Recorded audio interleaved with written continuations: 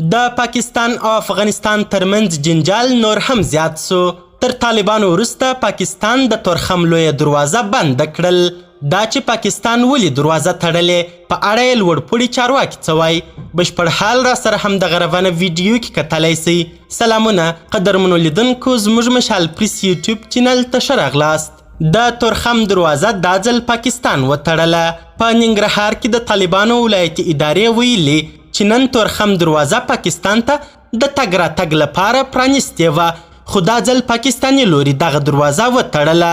طالب چارواکو د پاکستاني لوري د دغې پریکړې دلیل نه دی روښانه کړی، خو له خلکو یې غوښتي چې د دروازې د پرانیستل کېدو په اړه د دوی د خبرتیا تر خپرېدو پورې تورخم ته له تګ راتګ څخه ډډه وکړي.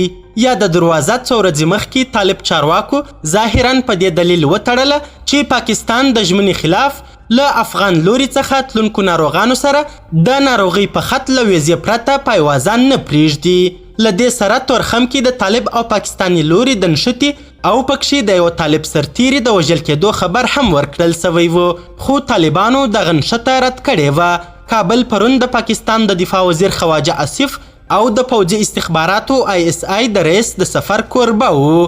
پاکستاني پلاوي د طالبانو د رئیس الوزرا اقتصادي مرستیال او امنیتي چارواکو سره لیدلی و. د دغه سفر موخه طالب لوري پر اقتصادي مسایلو خبرې ښودلې وې، خو پاکستان ویلي چې طالب مشرانو د پاکستاني طالبانو خلاف عملیاتو کې د مرستې ډاډ ورکړی. د پاکستاني پلاوي له سفر سره هم مهاله پرون طالب چارواکو ویلي وو چې د پنجشنبې پر ورځ به د تورخم دروازه بیرته پرانیزي. نن دوی د دروازې د پرانیستلو خبر ورکړی وو، خو اوس یې ویلي چې دغه دروازه پاکستاني لوري تړلې ده.